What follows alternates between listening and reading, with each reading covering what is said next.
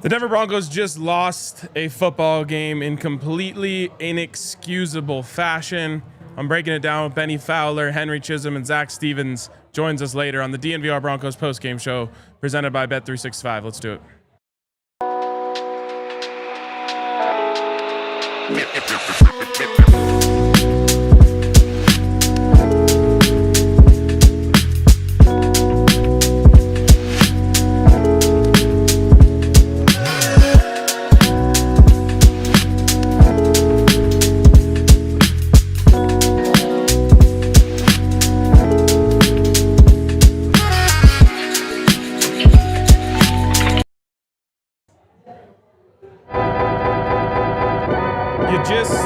Can't lose those ones. You just can't lose those ones. Man, I am pissed off. I'm pissed off, Benny.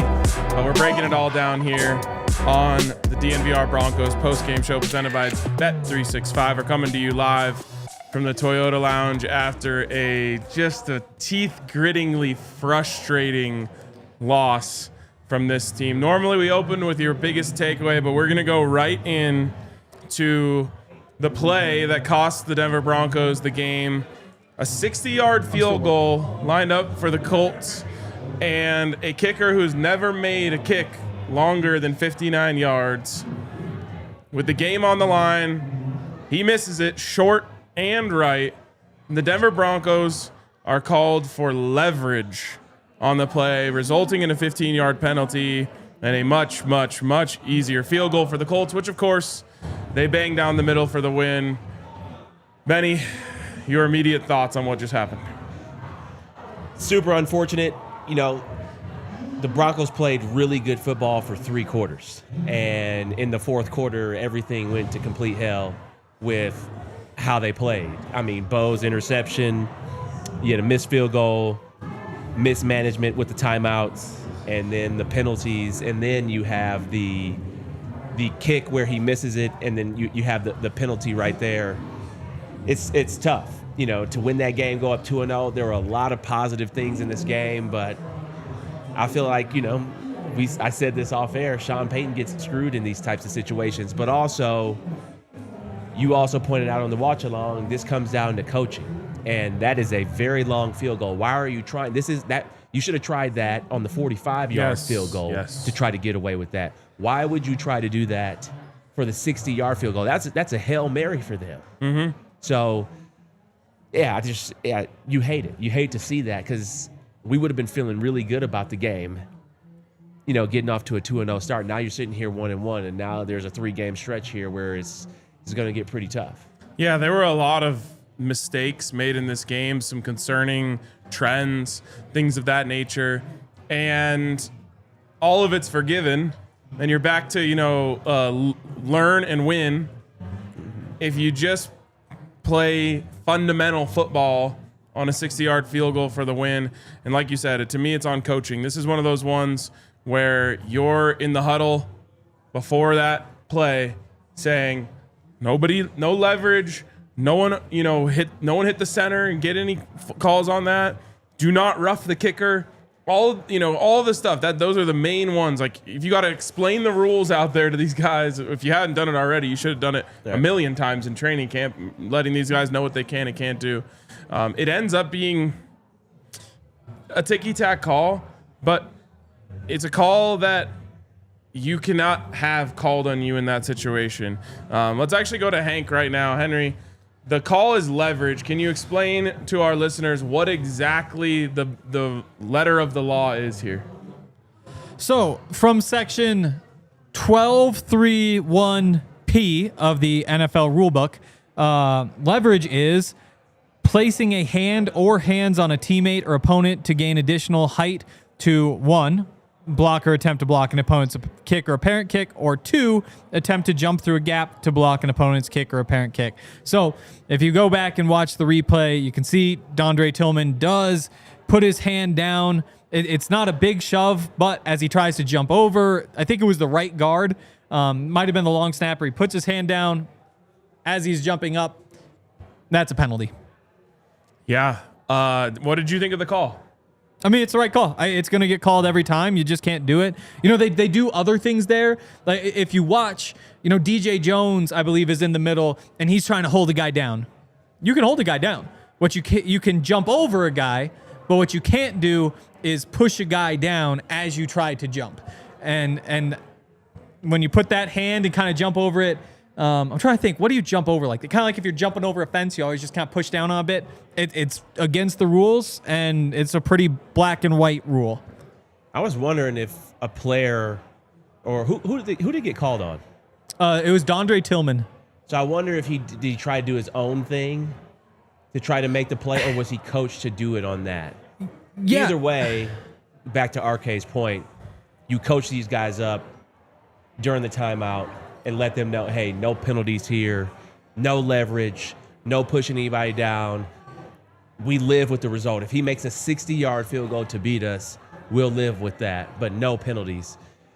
Can't beat yourselves. If you want to be a great team, and Sean Payton talks about this team being a Super Bowl team, if you want to be a great team, you cannot have those type of mistakes. If you want to be a great team, you want to go back to the playoffs, you cannot do those things. You cannot have those things happen. The Denver Broncos are supposed to be 2-0 right now. And that could come back to bite them later in the season when it comes to the playoff seeding, yes, the playoff race, because the Colts are an AFC team. This is not good. Yeah, so the chat is saying this, and this is what I thought, Hank. I think it was actually Iniuwazurike. According to the official play-by-play, it's on Dondrea. Okay. Well, either way, like I said, yeah. You probably could. There was one other guy you probably could have called it on. Like I'm watching now. It certainly was a penalty on Dondrea. Maybe it wasn't a penalty on anybody else. Either way, the chat's kind of back and forth on whether or not that's a call that they call, you know, if it was a ticky-tack call or not. I think it was, honestly. Like, if you go back and watch, like, famous block field goals recently, you're going to see someone doing that somewhere on the play, I think. But it doesn't matter. It doesn't matter. First of all, you shouldn't have been in that position in the first place, which we'll talk about in a second. And second of all, you just can't do it. You can't do it in that situation, especially on a low percentage field goal. And that's the part that really grinds my gears the most, is that it's a low percentage field goal. Get your rush, get your hands up, stay completely by the book. You don't need to do anything crazy. I mean, the whole like rush on that field goal was like very like set, like all out block, like he was just gonna make it. And I think that was the mistake, is you just keep it by the letter, keep it by the book, go rush and try to get your hands up. And if he does kick it low, you know, jump. Yeah. But not obviously you can't decide that in real time, but like get your hands up and jump. I know we're going to hear from Sean Payton. What do you think he says in the post-game press conference about it? I think he says he can't do that. You know, I know we're going to get to biggest takeaways in a minute, but you know, one thing that I was always taught when playing is that you don't win or lose games on one play. And you think about the missed field goal from Wil Lutz. That's also is just as big as the penalty to me. Yes. Wil Lutz missing that kick puts the Broncos up 5 and then makes Daniel Jones have to go 70 yards, 75 yards to score against one of the top defenses in the NFL. Now, don't get me wrong, Daniel Jones was playing really well today, but I would take the Broncos to win on that game-winning drive over Daniel Jones putting it in the end zone. But I think Wil Lutz missing the field goal is just as important, or is just as big of a play as the penalty. Yeah, and as we kind of get into biggest takeaways here, that's mine, is that this loss was self-inflicted. Yeah. I felt like the Broncos were going to win every second of the game. Yeah. At no point did I think we were going to lose that football game. But they made just enough mistakes, unforced errors, that made them lose the football game. And that is not something that you can get away with, like you mentioned, when it comes to playoff seeding and all that down the line. I don't know what's going on in the Chiefs game, but there's a chance. They're 0-2. There you go. The Chiefs are 0-2, so you got a 2-game lead on the Chiefs. Yeah. Moving on. Now you have a 1-game lead, and that's negligible, this early in the season. Even 2 is, but it's real nice to have. Yeah. It starts, to me, it was a string of errors that started late in the game. It starts with J.K. Dobbins, who breaks off a great run, gets down there, offense is rolling, and he throws the football down in celebration and gets called for a delay of game. Another one where you could say, oh, man, I've seen that a million times. It doesn't get called. It's the rule. Right. Can't throw the ball. You cannot spike the ball while the game is live. You can do it on a touchdown, and that's it. So that knocks them back 5. The very next play, you get a face mask call on Adam Troutman, I believe. That knocks them back 15. And then, of course, you end up with the Wil Lutz field goal that he missed. He can't miss that field goal. He has one job. You got to knock it through. But that's a much easier field goal at the worst if you keep moving forward after J.K. Dobbins finishes that run down, I think, around the 20-yard line. Yep. And so from that point on, it was a string of errors. Starting from the end of that run, it was a string of errors that led to the Denver Broncos losing this football game. And all of them were forced by yourselves, were ones that you just can't do, were ones that fundamental, championship level, really well-coached football teams do not make those mistakes. And all of a sudden you blink and you're 1-1 instead of 2-0 because you got a little sloppy late and made some really dumb errors. That would be your biggest takeaway? That yes, right there? Shot yourself in the foot. Self-inflicted wounds. I would say my biggest takeaway from this game is where is that top 5 defense? Now, I know the defense is, and I know defenses will always, they're going to give up big plays. But where was that top 5 defense today? Because they got pushed around. Jonathan Taylor had a field day. Let's actually look at his box score right now. Jonathan Taylor, I got it for you. 165 yards. And then he also had 50 yards receiving. So one guy over 200 yards. Why could we not stop him? The Colts offensive line pushed our defensive line around the entire game. When you watch some of the runs, the Colts offensive line is pushing our defensive line back 1 or 2 yards. I don't think Jonathan Taylor had any negative runs today. All his runs were positive. I don't think we had any TFLs. I don't know how many sacks. If we had probably 1 sack today. There's a TFL right before the field goal, I think. Okay. Well, we didn't have enough today. Our defense didn't look good. They did a great job of scheming up their players. Tyler Warren, we talked about as a game wrecker and one of their key players. He made plays all over the field. They did something where they would find out if we were in man or zone, and then they would make Pat Surtain cover basically the entire field on shallow routes. You know, the couple of plays that Pat did give up, I mean, he has to chase basically his defender across the entire field. I think that's a hard thing to do, regardless of how great of a corner he is. But Daniel Jones, they didn't make him look how we're used to seeing him. He didn't turn the ball over at all. You know, our linebackers, I mean, we'll get to stock up, stock down, but our linebacking crew, our defense did not look like a top 5 defense today. It did not look like a championship level defense. Missed assignments all over the field. So that was really concerning. That was my biggest takeaway. If you had told me before the game, the Broncos will have a game against, let's just say, the Chiefs this season, where they give up, or before the season, you told me they're going to have a game against the Chiefs this season where they give up 473 yards of offense, including 306 yards passing and 167 yards rushing, I would have said, no way. No chance that happens against the Chiefs or the Eagles or any of those good teams you play. If you had told me they were going to allow that to the Colts, I would have been speechless. Yeah. There's no way that the Indianapolis Colts were going to be able to do that to this Denver Broncos defense, and they did.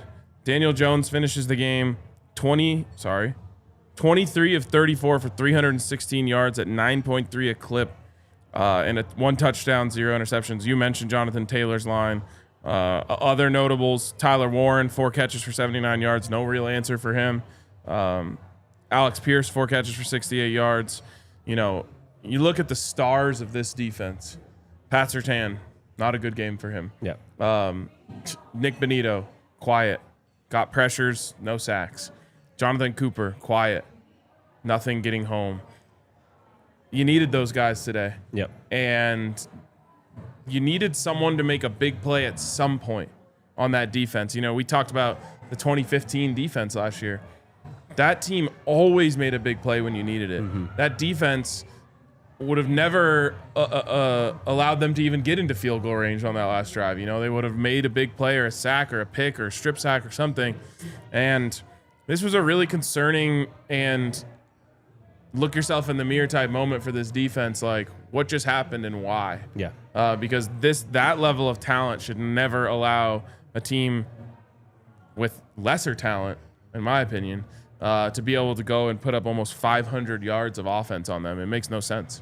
Yeah, it's really concerning. They picked on our linebackers. They got every matchup that they wanted. It seemed like Steichen was dialing up everything, and Daniel knew exactly where to go with the football throughout the entire game. Like, he didn't look flustered pretty much the entire game. Jonathan Taylor, big plays. The Jonathan Taylor passing, he caught a touchdown, which it looked like Jade didn't know what the coverage was or what defense they were in because Jonathan Taylor was wide open. And there was a couple of plays where people were just running wide open. Yeah, Pat didn't have a great game, but Singleton has to be better. Trinad has to be better because right now that is the weak link. That was the weak link, and that's the link that got exposed this entire game is our linebacking crew. All right, let's hit a quick break here. On the other side, I want to get Henry's biggest takeaway. So maybe after you take that second ad, you can jump right into it, Hank. But first, a shout out to our friends over at Ent Credit Union, the official banking partner of the Denver Broncos. And they have created a Broncos checking account for fans just like you. Thing is loaded with the kind of perks that will get any Broncos fan fired up. Things like no surprise fees, no minimum balance requirements, and the money in your Broncos checking account even earns dividends. So it's already a great checking account, but then you layer in Broncos perks. $10 off food and gear on game days at Empower Field, a Broncos branded debit card to help rep the team, and the chance to win tickets to a Broncos home game simply by paying with your Broncos checking debit card. Every 15 swipes enters you for another chance to win. So if you're ready to bank like a Bronco, go to ent.com/DNVR. That's ENT.com/DNVR. Sign up for a Broncos checking account today. Ent Credit Union is insured by NCUA. Membership required. APY, annual percentage yield. Account requires associated Ent Broncos debit card. And shout out to Coors Light. Coors Light's awesome. This is my second Coors Light of the day. I'm still pretty early on with it, but you know, by the end of the show, I'll be done and I'll feel a lot better. When you need to choose chill, which I think a lot of us do today, Coors Light's the answer. It's made cold. They brew it cold. When the mountains turn blue, it's cold as the Rockies. It's the best beer you're going to find. It's great on a day like today. Cold filtered, cold lagered, cold packaged for a smoother finish. Coors Light, mountain cold refreshment, crisp and refreshing as the Colorado Rockies. Make the most out of the times you choose to chill. Choose Coors Light. Get Coors Light delivered straight to your door. Visit CoorsLight.com/DNVR. Celebrate responsibly. Coors Brewing Company, Golden, Colorado beer. Yeah. So in terms of the biggest takeaway, to me, it has to be the defense. I'll start with this. Did you see Brian Kelly after LSU won yesterday? He went off on a reporter. Yes. So the reporter, it's like the first question of the press conference. LSU just won 20-13 against Tennessee. It was like this gritty, good win for LSU. And he said, well, what's wrong with your offense? And Brian just went off and probably took it too far, but basically said, like, not every game is going to be perfect from everybody. We just went out there and won a game. Each game, there's a different way to win. And today's win wasn't like a win where we need a bunch of points. And that's kind of how I feel. I'm trying to keep that in mind when I look at this defense. The idea that, hey, good teams win different ways. You don't need your defense to be perfect every game because there are some games where the offense just has their number for whatever reason, and your offense can answer. And I think that when I look at this game, the Broncos offense, you were able to lean on them and trust them, and they provided a lot of points, and it's good to be able to have games and be competitive in games like this. All that said, it's tough to watch that defense today and feel really good about them because coming into the season, the thought was the defense is good enough to win a Super Bowl. If the offense can find enough strengths that they can bank on and avoid big mistakes, can they ride this defense to a Super Bowl? Today, obviously, the defense didn't look like that. They didn't get any pressure. They had the 6 sacks last week. I think 2 sacks today. Run game, they're just getting beat up. The coverage was not good, like across the board. Like there are a couple good plays in there where Riley Moss has a good breakup in the end zone. But Pat was getting beat. Yeah. Pat couldn't cover any of their receivers. Or Tyler Warren. You know, Riley had his mistakes. Obviously, the other guys too, but when your top guys are not making plays, not doing their part, it's tough for the defense to have a good day. And, you know, it's bad pressure-wise, bad coverage-wise, bad run game-wise. It's tough not to be concerned. I hear you on that, Hank, and I agree with you on everything that you said. But the one thing that I do have a problem with the defense, sometimes you're going to get beat. The problem I have, though, is the missed assignments. The people being wide open. Like Jonathan Taylor, how is he open on a swing route? He's the best player on their team. That doesn't make any sense, and that happened twice today. So I would say the missed assignments. It's almost as if like we didn't know who their star players were. We knew Tyler Warren was going to be the most targeted guy. We knew that he was the go-to guy. How did we not stop that? How was it not schemed up? You know, the things on Pat I can live with because they're not huge plays. Yeah, he had the ball caught on him. He's still a great player, still top cornerback in the league. Yeah, they caught some shallows on him, but it's going to be hard for him to break up that pass from Tyler Warren, who is, a lot bigger, and he's just boxing him out. But I have a problem with the missed assignments. That's my problem with the defense today is the missed assignments. It's those little things coming back down to what RK was saying during the watch along and at the end of the game, the coaching. Yeah. So that was a miss today. A lot of people going after Riley Moss in the comments. I don't think he was anywhere near the biggest problem today. No, I think he. Yeah. I think Riley gave up the one big play, but he still had a whole bunch of PBUs. He was all over the field. He was flying around. I don't recall him having like they were just targeting him the whole time and picking on him the whole time. Yeah, I mean, anytime you give up 29 points, there's plenty of fingers to go around to point at the defense. That would be low on my list. Yeah. I want to talk about Bo Nix because we're in a. I think and I give credit to Indianapolis, in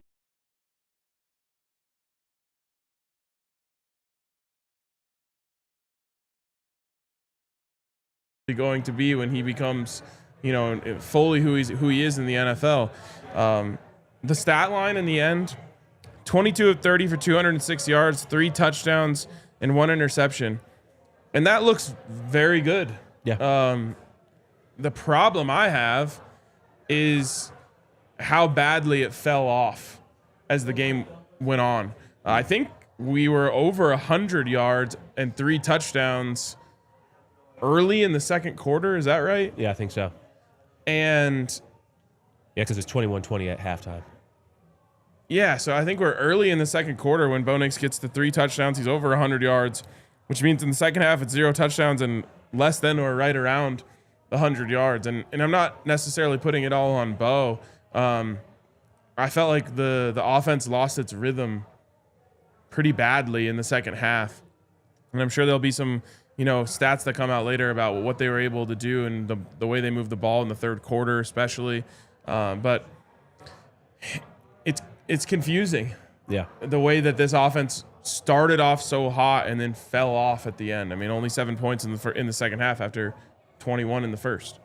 Yeah, RK, you bring up a good point. I think when I'm trying to recall from the game is that the third quarter went pretty well too. I think we started off the half with a score. Sean came out with some really well scripted plays to start the second half, and then it just fell off from there. The fourth quarter wasn't good. Penalties definitely hurt us.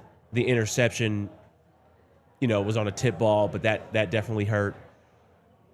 Yeah, we just got out of rhythm. It looks like Sean had got out of rhythm with the play calls. I mean, he was dialing everything up for Troy Franklin in the first half, and shout out to Troy for having his breakout game. He's looking like a player, but yeah, it looked like we lost our rhythm from a play calling standpoint. We didn't see much of Courtland Sutton. I thought I thought Sean did a really good job of running the ball in the fourth quarter, but I think what it's coming back down to is the penalties. Yeah. Like you said J.K. Dobbins, like the penalty there, then the face mask, the penalty. on, when we missed the field goal. So it's the little things, the little details is where the Broncos, I feel like, lost it the offense lost it in the fourth quarter. Yeah, 8 penalties for 83 yards today. And you mentioned that interception from Bo. It hit the ball, or like his hand did kind of hit as he was throwing it. And there's another one, 3 points off the board. Yeah. So you have that one. You have the missed field goal from Lutz. You just play clean football in those areas, and you end up winning this game pretty easily. Yep. Can't have turnovers. I don't think the Colts had any turnovers, and we had one turnover. When you lose the turnover battle, the percentages are not in your favor when it comes to winning the game. And we turned the ball over in the fourth quarter. They didn't turn the ball over. They played conservative. They didn't make any mistakes, and we made too many mistakes. And you cannot be a championship team. You cannot win the division by making those types of mistakes. So those things have to be cleaned up because, this 3-game stretch right here, going against the Chargers, going against Cincinnati, going against Philly, you're going to have to play well. You're going to have to play clean football, as you said, RK. You can't turn the ball over against those teams. And, you got a very important division opponent coming up here that, you need to win that game. Let's hit a couple positives here. Yeah. The chat is not happy, as I am not as well. So let's see if we can remember some of the good parts of this game to see if it makes us feel a little bit better. What did you like that you saw today? There's a lot of things that I like. The thing that I liked the most was the emergence of Troy Franklin. I think Troy Franklin is clearly wide receiver 2. I thought he did a great job catching the ball. I think he did a great job on the scramble drill going down the field. I think he did a great job with yards after the catch. I think he did a great job on the touchdown, doing the fake seal block and then running to the flat and catching the ball, playing with extreme confidence. This is a guy who had a great preseason, a great training camp, decent start last week, 4 catches for 44 yards, but now he finishes today with 8 catches for 89 yards and a touchdown off of 9 targets. I think him and Bo have a great rapport, great rhythm. I love the fact that Sean saw that he had a hot hand and that he was playing super confident and found ways to give him the ball. He also gave him a carry. So I think he had over 100 all-purpose yards because he had the 1 carry for 11 yards. I also love the fact that a young Pat Bryant got in the game and caught 2 passes, had 1 strong catch on a slant with his hands, and then made a nice 3rd down conversion where he gets the 1st down. So I love the fact that I saw that. I love the go route to Marvin Mims. I love the fact that just all the receivers made plays today, and they made plays down the field, and they made plays in the middle of the field, short game, screen game. So that was a very positive things that I saw out of the receiver room. So I love the fact that I got a chance to see that. And Bo and Sean looked to have a great rhythm in the first half of just how they were just dialing things up and what Bo was seeing. I thought Bo was pretty efficient today, but Troy Franklin, breakout star. Yeah, he was awesome today. And you mentioned kind of going back to the hot hand. I think they went away from it too early. Yeah. I would have just kept going to Troy until he gave me a reason not to. Yeah. And keep scheming up ways to get the football in his hands. I mean, even late in the game, they needed to get into better field goal range for Wil Lutz. If you remember, they throw a little screen to Troy Franklin. He pops it for 12 yards at least. He was really explosive every single time he got the ball in his hands today. I would have liked to just see it more. I mean, 8 catches is a lot for Troy Franklin. It's probably a career high. Yeah. But I think you could have gone 10, 12 at least. Yeah. And there was no reason not to. I'll throw in the running game. And another thing that you probably could have seen more of, and I'll mostly just stick with J.K. Dobbins, because J.K. Dobbins goes 14 carries for 76 yards. That's 5.4 yards per carry, as long as the 23-yarder, which really is like a 18-yarder because he gave 5 back right away. Right. But it felt like if the Broncos wanted to, they could get 3-4 yards with J.K. Dobbins anytime they wanted.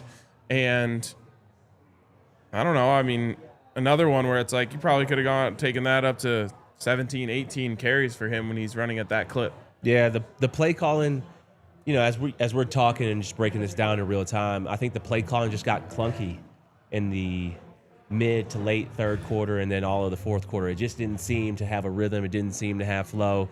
Definitely could have ran the ball more. I would love for that Troy Franklin's stat line to say 12 catches for 125. Yeah. You know, another 4 catches just based off of what he was doing, because no one could guard him today. Howard couldn't guard him. The slot corner, Moore couldn't guard him.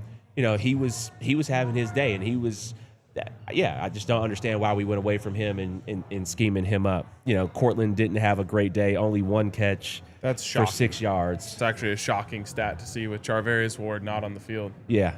I'm surprised that we didn't find that. Also, I know we're trying to stay on the positives, but where is Evan Ingram, and where are his plays? 1 catch for 16 yards on 2 targets. I mean, this is the Joker. This is the guy that Sean was very excited about, that we were raving about, who has incredible ability and is a matchup nightmare. Where is he in the game plan? We have yet to see that. We need to see Evan Ingram in the game plan. Marvin Mims only 2 catches for 24 yards, but he had the big touchdown. Tyler Bidet, we can go back to him. That was a positive on his screenplay. Yes. That was a positive. I love to see the fact that Bo spread the ball around. You know, if we're going to go back to positives, I thought Bo threw some really good had some really good throws today. I think both go routes. I mean, the one to Troy was nasty. I mean, just scramble drill, breaking out to the left, and then putting that ball on the money. That was great throw. And then the touchdown to Marvin, another great throw. Just perfect air on the ball, great catch. So those are my positives. Man, just thinking back to the way that offense was moving in the beginning of this game, I could not believe they lost. Yeah. If you would have told me that, again, you know, that Bo Nix was going to throw 3 touchdowns and JK was going to rush for 1 in any game this season, I would say that's a Broncos dub. Yeah. It sucks. I see somebody saying Evan's just collecting a paycheck. He all he can do is run the routes. Yeah. You know, he doesn't call the plays. He doesn't throw the ball. So yeah, I think the chat's got everyone in their crosshairs tonight. yeah, everybody's pissed. So yeah, we'll talk more about that. I'm excited to hear from Hank here in a second. Not just about fear, but about players that stood out to him. But first, I want to give a shout out to our friends over at Taco Bell, where the Decades menu is back.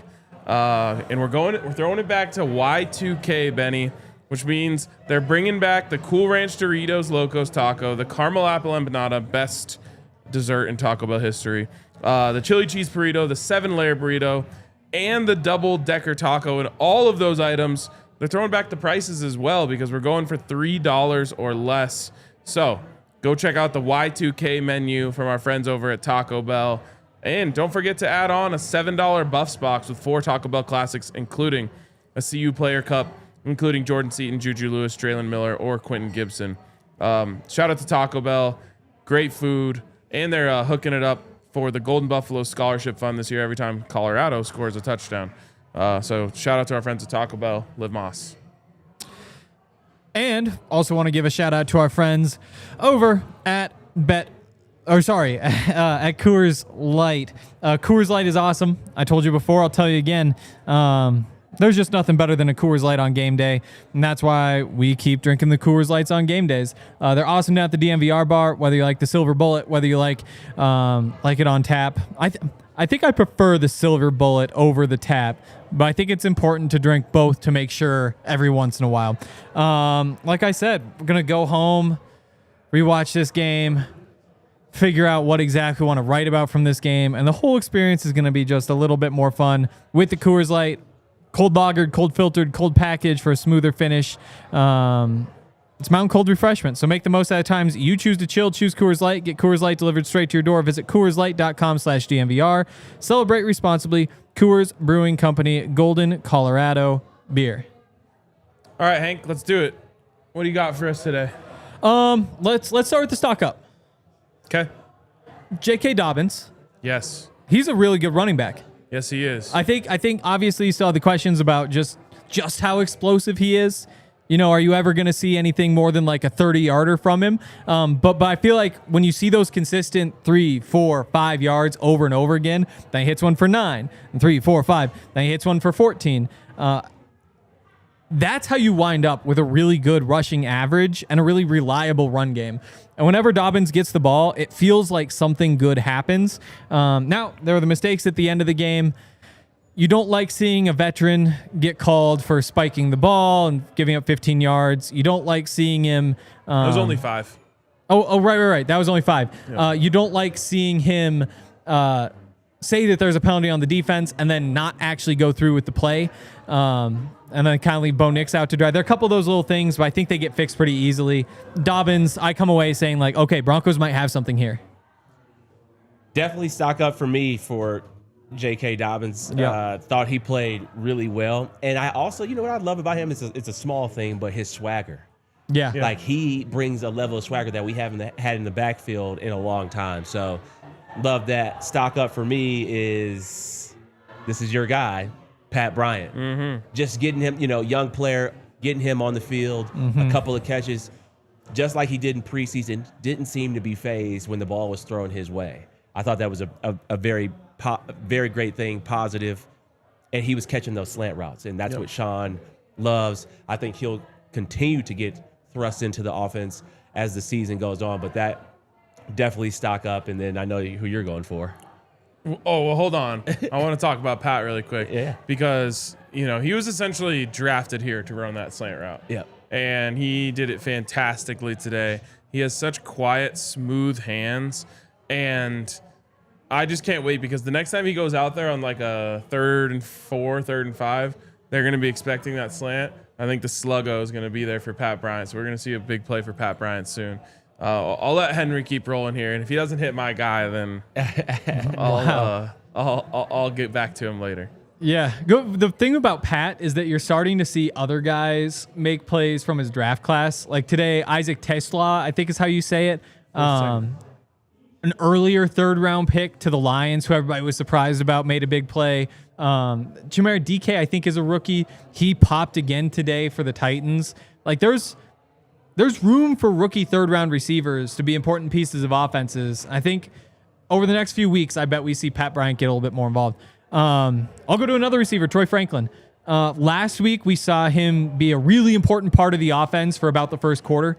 He caught a couple passes on those crossers, had a really solid game. Today, we saw him not just look good in the first quarter, but also in the second quarter, which is growth. Now, eventually, you'd like to see him become a force from like the beginning of the game all the way to the end of the game.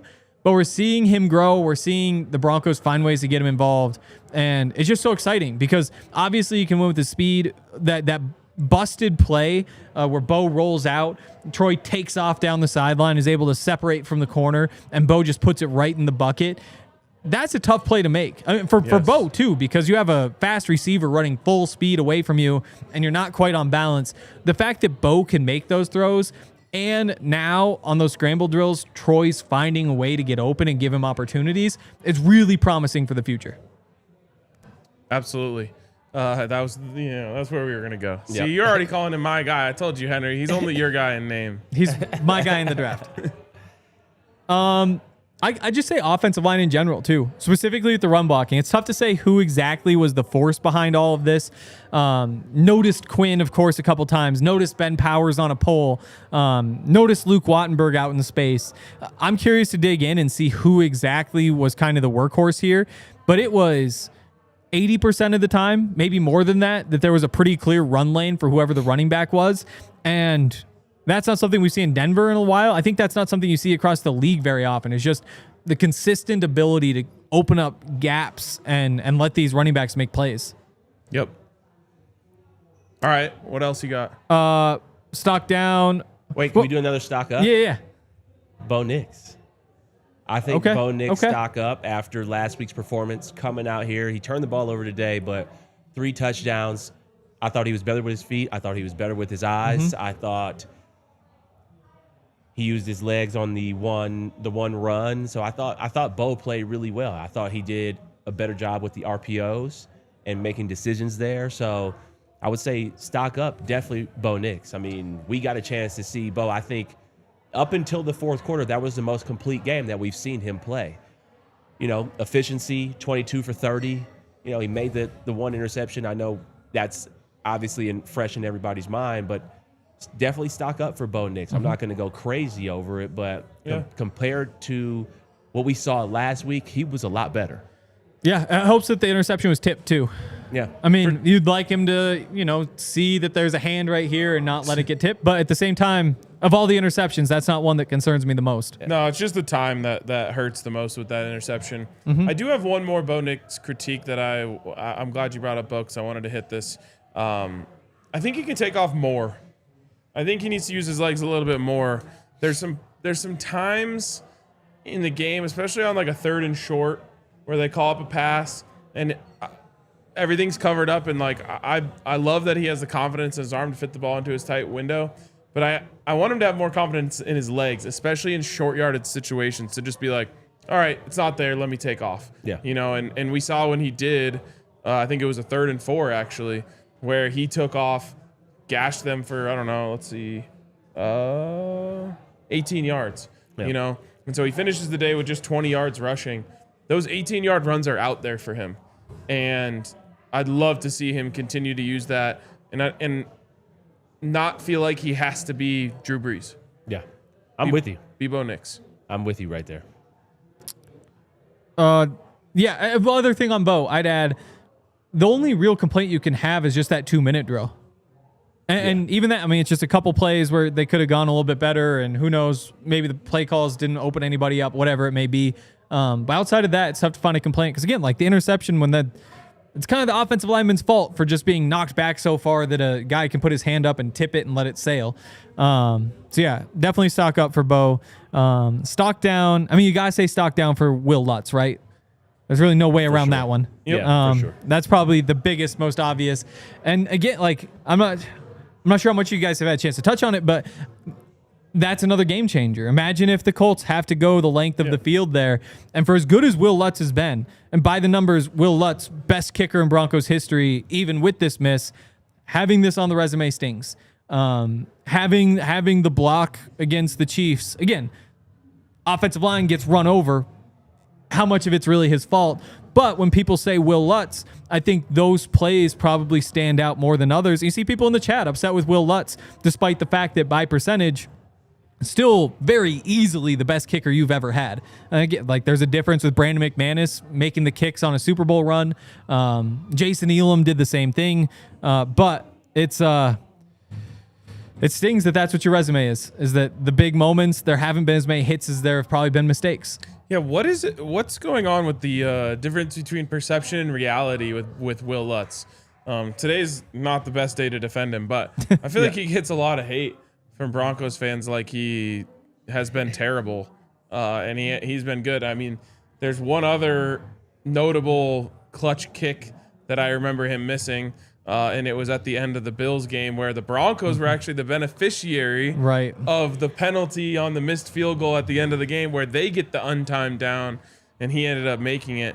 I don't know if people are blaming him for the Chiefs game last year, but that was obviously just a blown assignment and a blocked field goal. I feel like he's been pretty darn consistent, but it's a tough position. The misses are remembered a lot more than the makes. Yeah, definitely a tough position. Will's got to make that kick. I think also the kicks looked weird from him the entire game. RK, you pointed out on the watch along, they looked like they had this little slice going on. Yep. And I don't know what that was about, but his kicks looked like they were moving a lot today. Yeah. Which is very weird. Yeah, I mean, he played that same cut that he was playing on every other field goal, but the last one he just didn't start it left. Yeah. Right. And missed it right. And just for perspective, coming into today, he had made 90% of his field goals as a Bronco. Connor Barth was in front of him, 15 of 16, small sample size. But beneath him, you have to go down to Matt Prater made 82.9%. Brandon McManus, 81.4. Jason Elam, 80.6. So like the gap between Wil Lutz and the guys that we look at as the best kickers ever, it was significant. And again, that 90%, who knows what it goes down to? It might be 88, Was Prater 88.5. a clutch kicker here? Oh, yeah. Yeah. Oh, yeah. So I think that matters. Would you take the 80%? Would you take Wil Lutz going down to the 82%, but making those? Yeah. Then rather him be at the 90%, but missing that. Absolutely. Yeah, I mean, That's what the margins are when it comes to the way you're remembered. You make some game winners like Matt Prater felt like he did every week of the Tim Tebow season, and you're going to be remembered as a legend. I think Wil Lutz will continue to make kicks for the Broncos. He's going to bounce back from this. This one really hurts. Someone in the comments just mentioned it, though. The pick from Bo Nix, which, again, was tipped at the line of scrimmage, was on 3rd and 3. Another place where there's nothing really open there. Even the throw that he was throwing to was not really open. Yeah. Tuck the ball and go. You got 3 yards to go. The defense is completely spread out. I believe in Bo Nix to get that. I think he'll learn from that. And maybe as the games get more important and, the defense gets a little tighter as the season goes on, you'll see him start to use his legs a little bit more. Yeah, I'd love to see him use his legs on those 3rd and 3s, 3rd and 4s, because he's a strong runner and he has that ability to make big plays and extend drives. If he runs on that 3rd and 3, who knows how the game finishes up there. Stock down for me for sure is the defensive line. Oh, yeah. The entire defensive line stock down. I mean, got pushed around the entire game, did not play well. Jonathan Taylor runs for 160 yards. Their stock is completely down for me. They just no pressure, 1 sack. Wasn't a great performance for our defensive line. Got anything else, Hank? I'd throw the linebackers in there. You guys touched on it, but they just weren't good enough. Getting some tough play like that long run that Jonathan Taylor had down the sideline. It's a weird play because you see DJ Jones gets in the backfield, get hands on him. Would have been great to make the tackle. That's a tough tackle for a big guy to make in space. And just the fact that you are able to slow the running back down typically sets up better opportunities for the guys behind him. And you have Singleton, you've got Pat Surtain out there on the edge, ready to also make that tackle. Singleton's kind of got the inside lane. You've got Surtain outside, and Singleton just loses his footing. And you can't blame a guy for that. Like, sometimes you slip, and it stinks, and it's not any sort of trend. But because he slips, then all of a sudden, Taylor's able to push inside, and there's the cutback lane, and he's just gone up that sideline. So some bad luck in there for sure. But at the same time, they're running all over you. And I also felt that, especially early in the game, the Colts were hitting him with those crossers. You're getting Josh Downs coming across the field, and he's in between the safeties and the linebackers. Linebackers aren't quite gaining depth, and it's hard to gain that depth when you're playing the run first because they have Jonathan Taylor, and that's where they want to go. I think that this offense causes problems for linebackers in particular because of just the strengths that they have, running the ball, power in the trenches, and the speed that they have, the ability to kind of create plays in the middle of the field behind them. Tough assignment. I think it'll honestly be an easier game for them next week when they play the Chargers, but you just need more out of the linebackers. Pat Surtain, leading tackler today. Yikes. It's not good. That's not good. It's not good. Yikes. Yeah. Benny, I want to ask you something because before the game we were talking about is a win a win, blah, blah, blah. Well, they didn't get a win, so that part doesn't matter. But the vibe I got from you was like, basically more than anything, you wanted to see some offensive explosiveness and competence and rhythm today. So did 28 points and what the Broncos did, especially in the first half on offense, make you feel good enough about what this offense can do and can be, especially over this incredibly difficult 3-game stretch that the Broncos are entering? I feel really good about the Broncos offense based off of what I saw today. I thought Sean did a great job in the first 3 quarters of the game. I think with the turnover, I'm assuming I'm going to put the positive vibes out there that you would have scored a touchdown right there. So that would have been 35 points, if Bo doesn't throw that interception on that drive. So I do feel really good about the offense, especially compared to last week. I thought we saw a whole bunch of people touch the ball. I love the fact that Troy Franklin has now emerged and now solidified to me himself as that second receiver after Cortland. I want to see Cortland more involved. I think the room for this offense to be even more explosive is there, because to put up 28 points and Cortland Sutton only has 1 catch for 6 yards shows that there are a lot of weapons on this team. Love the fact that you had a positive running game today. I love the fact that we had a explosive run in the running game. Want to see more of RJ Harvey out there if possible. But I thought Sean had a lot of creativity early on. I thought he did really well with that. I thought the play calling, I thought the scheme was done really well. You saw a lot of people open. You saw Bo use his legs to extend some plays with the scramble drill to Troy Franklin and throwing the ball down the field. So I do feel really good about the offense going into this next 3-game stretch. Obviously, we have to clean up the turnovers, and we have to clean up the penalties. Those are the things that I want to now see change. Penalties and turnovers. We have to eliminate those because those are drive killers. Yeah. It's funny. It's like the opposite feeling of last week's game. Whereas, like, okay, we got the win, but, like, what the hell is going on with the offense? That was sketchy. The defense looked dominant. Now you come out of this game and it's like, okay, you got the loss. The offense looked exciting at times. You saw some really great flashes of brilliance, especially from a guy like Troy Franklin. The defense was ass. Yeah. Like, I feel like everything we thought last week is flipped on its head, and now we're like back to square one. Yep. Heading into week 3, and now you enter the conference game that's worth 2. Yeah, this game coming up is important and very similar. I know we're going to get into the Chargers this week, but they will have a similar game plan in terms of running the ball. Oh, yeah. And great offensive line. Jim Harbaugh is a great coach. And then they have the guys in the slot.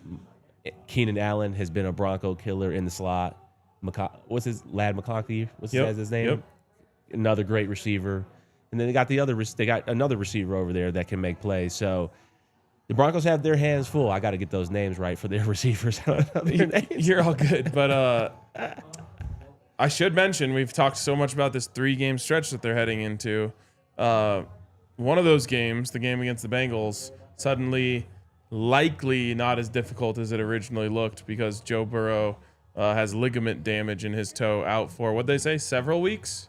Several weeks of now. So well, we felt that about this game too. Yes. And they got legit weapons over there. I mean, I know Browning's not Joe Burrow, but throwing to Jamar Chase, T. Higgins, and Gillespie, what's his name? What's the tight end's name? Gesicki. Yes. Gesicki. But at the same time, it's certainly not the same as the way we looked at it when you were going to play Joe Burrow. Yeah, all right. 100%. I heard Zach, before we get to Zach, I want to give a shout out to our friends over at Monarch Money. I was talking with my financial advisor a couple weeks ago, and he said to me, have you heard of the Monarch app? And I said, wow. Have you heard any of my podcasts? I talk about it all the time. But it was cool to hear someone who, works in that field professionally give a recommendation to a brand that we, of course, rep here on the podcast. So it comes with the highest level of recommendation from the people whose job is to manage money. And, of course, it's your job as well to manage your own money and make sure you're making the right decisions. Make sure you're not spending too much in one area. Maybe you find out when you get on to Monarch that you have a little bit of extra room to spend in an area on something that might, bring you happiness. So you want to know what you have going on with your finances. You want to make sure that you know exactly where your money is going. So at the end of the month, you know what you can expect to have to work with. And our friends over at Monarch do an incredible job of giving you all of the tools to do that. So don't let financial opportunities slip through the cracks. Use code DNVR at monarchmoney.com in your browser for half off your first year. That's 50% off your first year at monarchmoney.com with code DNVR. And shout out to our friends over at Bet365. Bet365 makes a lot of what we do here possible. They also make game days way more fun. NFL Sundays, obviously a great day to be making bets, including you've got like 4 more minutes if you want to try to get some bets in for this Sunday night football game. They're SGP Sundays. If you make bets totaling $20 or more on Sunday's NFL games, you can get up to $25 in bonus bets. Terms and conditions apply. Again, breaking news from Bet365. New customers can now get $300 in bonus bets when you bet $5, win or lose. Sign up, use the code DNVR365, deposit $10, place a bet for $5, get $300 in bonus bets if your bet wins or loses. Bonus bets can be used on the spread, totals, player props, futures, and more. Whatever the moment, it's never ordinary at Bet365. Must be 21 or older and physically located in Colorado. Please gamble responsibly. If you or somebody who has a gambling problem and wants help, call or text 1-800-GAMBLER. Terms and conditions apply. All right. Speaking of Bet365, we're rolling along here on the DNVR Broncos post-game show presented to you by Bet365. And I heard the chimes, which means our guy Zach Stevens is coming to us live from Indianapolis. Always interested to hear what he has to say after these games and what he heard in the press conferences. Zach, what is going on, my guy? Fellas, just heartbroken. I think that was the word that Sean Payton used. This was a heartbreaking loss. And I'll tell you what, guys, the mood in the locker room couldn't have been worse in terms of this loss. Sometimes you go into the locker room after a loss and it's like, on to the next one. That was a tough game, but on to the next one. This was not the case. And it's just week 2. And so I thought maybe there was going to be a little bit of that vibe in the locker room. And it wasn't, guys. They know just how gut-wrenching this loss was. Like I said, Sean Payton described it as heartbreaking. Bo Nix said it was tough. It looked like Nick Bonito had been handling this loss very, very hard, and it was a quiet locker room, and guys just wanted to get the heck out of here because they had won this game, and not just from the kick when it was missed, that 60-yarder. They had won this game going into the fourth quarter, guys, and they just blew it and blew it and blew it time and time again, guys. The Broncos had 21 points at halftime. The offense was buzzing. Bo Nix was absolutely clicking. Bo Nix was on pace for a 300-yard, 6-touchdown game. And then it just fell apart. The Broncos went out, had a touchdown on the first drive of the second half. And then after that, it went punt, missed field goal, interception. Those were the final 3 drives for the Broncos. You can't have that, especially against a team when they're starting Daniel Jones and then the defense doesn't look like the defense from last week. They go out and honestly, guys, have a really, really rough day on the defensive side of the ball, but you still had the game in your hands. And it was a bend, don't break effort from the defense. They did a great job, even up until the final. I mean, the Colts settled for a 60-yard field goal at the end of the game. That was crazy that they did that, but it was like another reason why the Broncos should have won this game is it seemed like they had the game in the bag until they just kept shooting themselves in the foot. Those were the words that Sean used to describe this game, is just, man, we just kept shooting ourselves in the foot, and it couldn't be more right. Zach, what did he say? What did Sean say about the call, the penalty on the missed field goal? Benny, it's a great question, and no one really knows what happened yet. They want to go look back at the film, so we didn't get too much information there. But just to put it in perspective, I don't think the NFL knows what the heck happened, because they initially called it on Ini Uwazurike. Then the game book officially said it was on Dondrea Tillman. We talked to Tillman at the end. He took responsibility for it. He said he doesn't really know what happened. He just went out and ran the play that the coaches called here. But if you look back at the video closely, there could actually be 2 penalties on this play. You cannot push the long snapper down. And it looks like that's what Ini was doing. It looks like he pushes the long snapper's head into the turf, and then Dondrea Tillman jumps over him. Now, it doesn't look like he stands on him and jumps over him, but he does kind of touch him. You can't do either of those things. Now, ticky-tack foul, yeah, I definitely think so. Did it impact the play at all? Absolutely not. It was just a short kick because the Colts did a crazy thing and settled for a 60-yard field goal, but you still can't do that. Wil Lutz cannot miss an easy field goal near the end of the game. Bo Nix cannot throw an interception. You don't need a first down. Do you want a first down? Sure. Do you need a first down? Absolutely not. If Bo Nix doesn't throw that pick and Wil Lutz hits a field goal, one of the 2 that he would have in that opportunity, then the Colts have to go 60 more yards in order to get a touchdown to beat the Broncos there. So after the game, there were a lot of questions about this being on one person, whether it was Tillman, whether it was Ini, whether it was Wil Lutz, and that's just not the case. And that's actually what Mike McGlinchey said after the game. He called that idea bullshit, that this is on one person, because it's not on one person. This was on many different people, and it's just, this was a game that you really had to have once you were in this position of being up, and then you just blow it like this is heartbreaking. Yeah, Zach, Mike McGlinchey would be proud of the chat today because they're not blaming one person. They're blaming just about everyone. I saw Sean Payton's got a hand over play calling duties, cut Wil Lutz, cut Riley Moss. So our chat isn't blaming one person. They're being bigger than that. They're blaming everyone. Zach, I like the idea that this locker room was pissed off, because I think you sound pissed off. I'm pissed off. It was an inexcusable loss. Was there any sort of I don't know, who was taking accountability in this one? Everyone was. And like Mike McGlinchey said, I'm not going to put this on one person. It's on all of us. Bo Nix, guys, I asked him about the interception that he threw, and he said, I just missed it. Well, Sean, 10 minutes before, said that the ball was tipped. And so I followed up with, well, was the ball tipped? And he said, I just missed it. Bo was really pissed after this game. Sean Payton was pretty short at the podium. And again, guys, this was the entire locker room was very down. Sometimes, and Benny, you know this better than anyone, but Ryan, you've been in some of these locker rooms. Sometimes there's a group or two after a loss that's still in a fine mood, and there's some laughs to be had. There was no talking to be had in this locker room, let alone laughs. So, Ryan, to answer your question, everyone was taking the blame for this. And honestly, Bo Nix had a great first half, 3 touchdowns. Second half, he doesn't do much. He does nothing after that first drive for a touchdown to start the second half. Guys, Jonathan Taylor had 210 yards from scrimmage.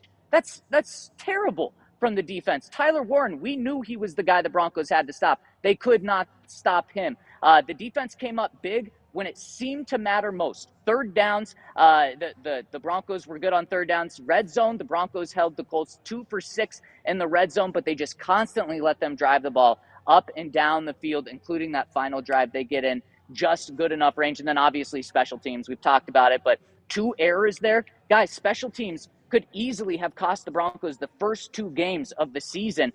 Luckily for the Broncos, it didn't cost them last week because the defense came up huge with back-to-back negative plays for the Titans. But this is a team that's very talented. We saw what the offense can do in the first half. We saw what the defense can do last week. But if they're going to play like this, these next 3 weeks are incredibly difficult. And it seems like turf toe for Joe Burrow. He might be able to be back, but this was their most winnable game. They had it in the bag, and collectively, everyone blew it, including the coaching as well, obviously. Zach, would love to know, what did Sean say about the defensive performance? What did those defensive players say? Obviously, Jonathan Taylor is one of the key players on that team, is a game wrecker. We know that he was the circled guy.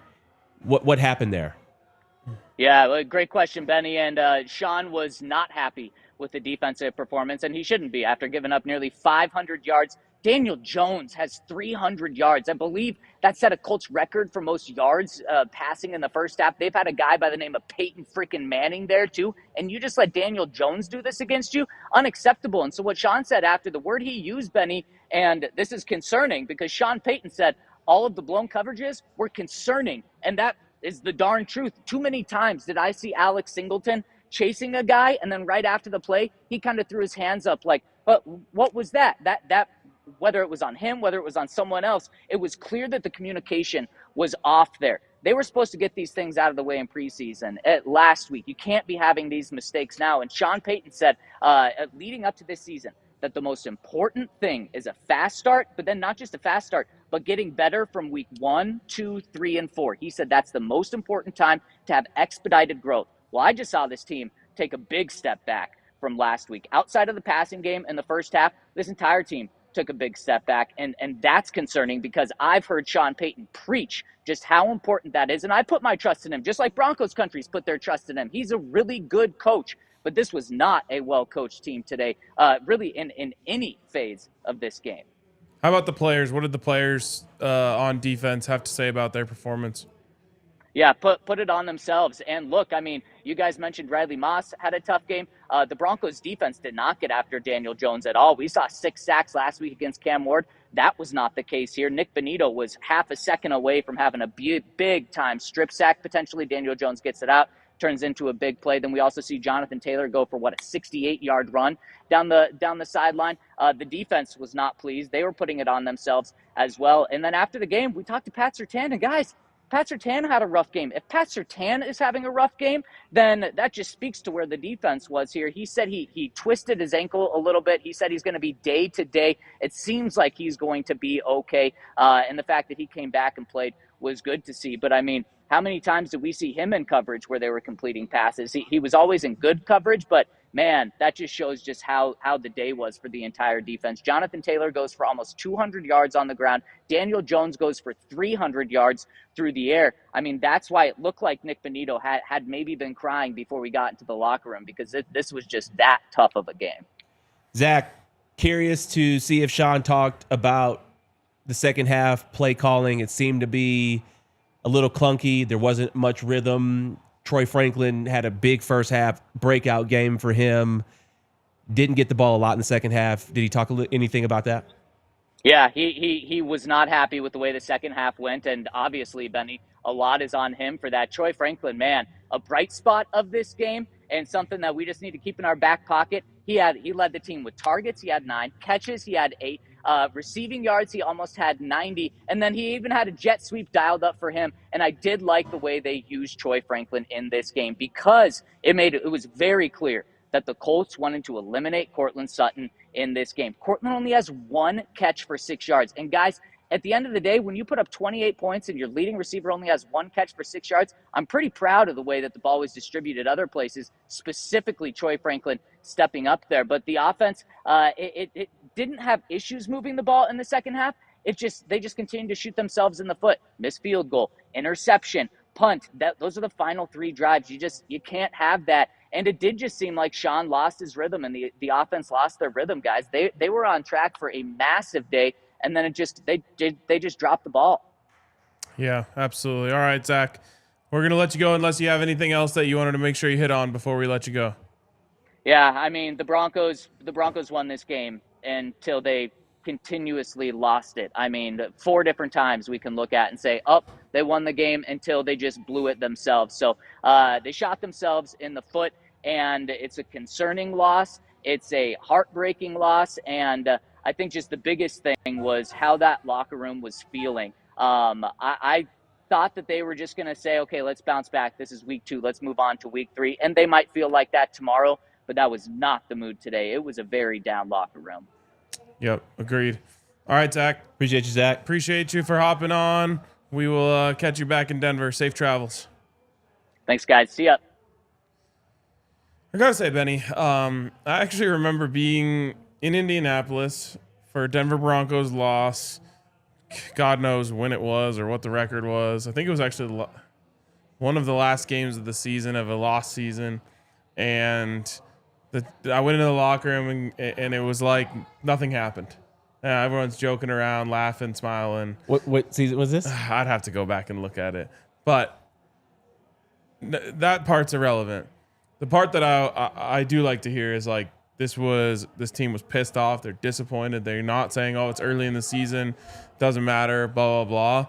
Like, I like that reaction. And I know that people are probably going to say in the comments, of course, that's the reaction they should have. It's just not true. It's not always that way. Like, this team, I think, really believes in what they have and wants to do the right things to take this team to the next level and go far. And they know they just really screwed up and made a big mistake that is not just one game at the beginning of the season. I like the fact that they're disappointed. I don't like words like heartbreaking. I don't want this to snowball. Yeah. I don't want them to think, not that the season is over, but I don't want them to play uptight and feel like put all the weight of the world on themselves to, be perfect. So, disappointed, pissed off, I'm grateful. When I hear heartbreaking, I think about like the season's over. Yeah. So, hey, another opportunity next week. Got to fix things, got to get things cleaned up. Sean has to get things cleaned up. Sean has to be better. This is what we're paying you $20 million for. You got to be better. You have to be the leader of this organization. We've had breakdowns these first 2 weeks in the fourth quarter. Is that conditioning by the players? Probably some. But that's also coming back to Sean as the coach. You're the leader. You're calling the shots. Questionable play calls, penalties. These are things that have to be corrected, and that starts from the top. By the way, I can think of at least 3 game-changing special teams blunders in 2 games already. Mm-hmm. It was the kickoff at the end of the half to the Titans where they ran it way back and ended up getting points there that they shouldn't have. It's the Wil Lutz missed field goal, and it's, of course, the penalty that leads to the game-winning field goal here. Like, good teams just don't do that. Nope. They just don't have those special teams errors, those special teams blunders. So that's got to get fixed right away. All right, we've got quite a few super chats here, so let's get to these. The first one comes in from Horror Props, $49.99 super chat. So thank you to Horror Props. On to next week, boys. The fire is lit. Let's smoke the Chargers. I do feel like if I'm going spin zone, this is like a wake up call for everyone on the team. Like, everyone has to be on their P's and Q's. Everyone has to play clean football. Everyone has to do their job. Everyone has to remember the rules and and just stay in, don't lose your head. Yeah. And I'm hoping that focus will be on a new level next week. Yeah, attention to detail for next week is going to be super important. The one thing about just professional sports and just football specifically is that once you put glaring things on tape, that is how teams will start to attack you. So we have to watch this film tomorrow. We have to look at how the Colts tried to beat us and how they beat the Broncos. And then we have to put in defensive plans to stop that, because that is now on tape. And we know that the Chargers and Jim Harbaugh, they like to establish the run. They like to play a physical brand of football. You have a quarterback who can use his legs. You have a strong receiver core on the other side. So those things have to get fixed. And penalties in the game has to clean up on both sides, or all three phases. All right, next one's from Andrew. It says, if Kyle Shanahan's available at the end of the year, would you hire him? Why or why not? No, I would not. Broncos have their coach. Yep, I wouldn't hire Kyle at all. Yeah, no. Next one, also from Andrew. Thank you for the super chat. Says, does Zach owe Daniel Jones an apology? Bo's lack of running is not selling the RPO as much as last year. Hope Vance gets a head coach job next year. You have to ask Zach if he owes Daniel Jones an apology. I don't know what he said. He was just talking about how Daniel Jones wasn't good, but I was letting him know he's top 10 pick. So he's got talent.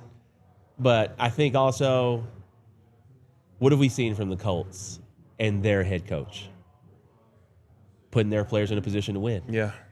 He's not trying to make Daniel Jones really good. He's like, oh, I'm just going to make these people open for you. Like, hey, here are the reads. He's making the game super simple for him. Daniel Jones looked so comfortable today. So comfortable. Everything he did just looked easy. He was hitting every receiver in the chest. Like, it was impressive and also frustrating that the Broncos allowed him to be that comfortable. I think, we kind of joked about it last week when we saw the score. We were on the watch along.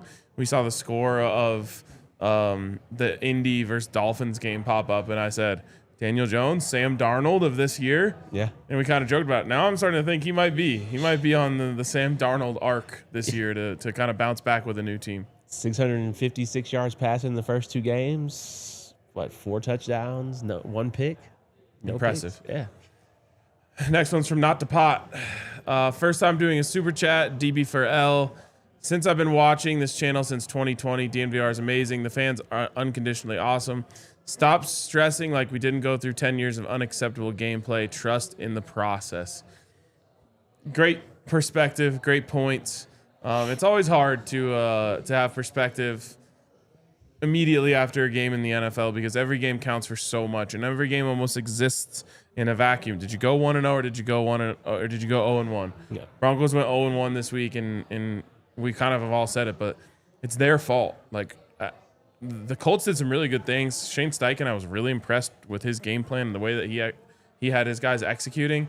But the Broncos lost the game today. I don't believe that the Colts won it, and that's the frustration. 100%, yeah. Broncos lost this game. I think that's why the mood was so bad in the locker room because, having a 2-0 start, that's a really good feeling going into a divisional game, especially with the way the offense was playing. Defense was very concerning today. So, yeah, do need to trust the process. They'll be pissed for about 24 hours, then you got to move on to Chargers. Last super chat here from Dylan Smith says, sad day, first time they've lost when I've attended. It's so hard going to games because of being far from Denver. Took my daughter for the first time. Well, I'm sure that is a memory that you and her will be able to share forever. It's unfortunate that it ended in a Broncos loss, but thank you for the super chat. All right, Hank, before we get out of here, any last thoughts from you? Oh, it just stings. I mean, that's one that you're going to think about all year, unfortunately. There's a chance to go up 2 games on the Chiefs, and sure, you still aren't too far in front of the Chargers and Raiders. One of them will get a loss tomorrow. But it's one of those games that you look back on in December and say, right now we need to win both of our last 2 games to do whatever we need to do. We could just need to go 1-1 if not for that one. And you really hate those, and you would have really liked to turn that one into a win because, again, the door's still open the next couple weeks. You get the Chargers, you get the Bengals before you go to Philly. I like the Broncos' chances in both these next 2 games, and it would have been cool to have a chance to go 4-0 to start. It's going to be a long week.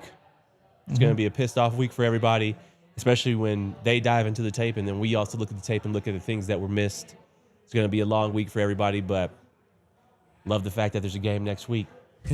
Me too. Yeah, I think my final takeaway is I'm bummed because this is one we're going to be pointing at the whole season. Every week we look at the standings, wherever things are. And imagine if it wasn't for that Colts loss. And again, when you just lose straight up, you don't do that. You don't do the hindsight. Oh, what if the Colts just went out there and beat you by 10 today. But because you fumbled it away, it will be a topic of conversation throughout the season. At least here, hopefully not in the locker room. But you move on. The Broncos had some bright spots today, some stuff that I think they can hang their hat on and say, this is what we do well, this is what we're going to do moving forward, and the type of stuff that we can capitalize on. Bo Nix is taking strides. I think he's really close to being there. We're a tick off. I think him and Sean Payton will continue to build. The sky is not falling, but 24-hour rule. For the next 24 hours, I'm going to be kind of pissed off. Yeah, which is okay. Yep. But less than 24 hours from now, we'll be back with you guys. And, of course, we'll be back with you 5 days a week, every week, including pregame, postgame, and watch-along every single week. So appreciate you guys for tuning in, whether you tuned in from the pregame show all the way till now or you just tuned in a few minutes ago. We appreciate you guys, and we'll see you tomorrow on the DNVR Broncos Podcast. We all silly like the mayor.